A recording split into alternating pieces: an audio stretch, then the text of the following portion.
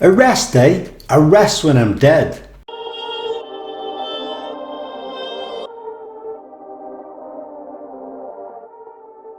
So how important is it to have rest in your training, over the course of a week, but also how much training volume is too much, and will this cause an increased risk of injury?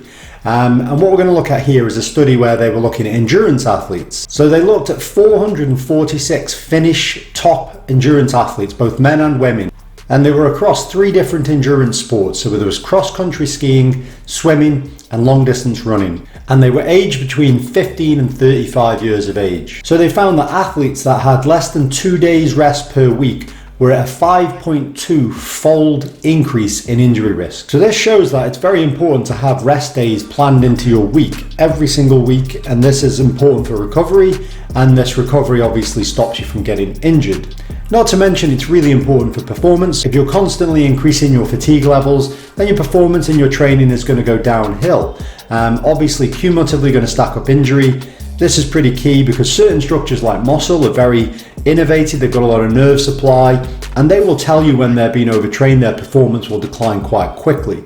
Whereas if you're looking at tendons and cartilage and structures such as this, their blood supply or nerve supply is not so good, and this means you can't tell that they're actually cumulatively stacking up injury, and they are also slower to repair and recover from training. So just because you feel okay doesn't mean you are okay. That would be more about the muscle feeling okay, being okay. But this is why it's important to plan in these rest days. But what about how much volume per week? Because you could train crazy amounts of hours but still have 2 days off. So they also looked at athletes that trained over 700 hours, and this equated to 13.5 hours per week. And they found that these athletes had a 2.1-fold increase in injury risk compared to ones who had less than 13.5 hours per week of training. So this shows you again, it's pretty important to make sure that over the course of a week, you're not doing too much volume of training as well. So you want to have 2 days off and not go over a certain amount. And this obviously only applies in this case to endurance athletes.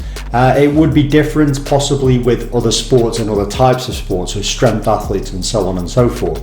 But the body requires recovery time. This is the reality of things. And the harder you push and the more you do, the more recovery you're going to stack up, or need for recovery you're going to stack up.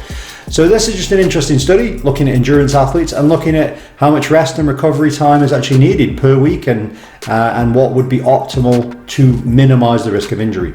So anyway, that's it for this video, and I'll see you next time.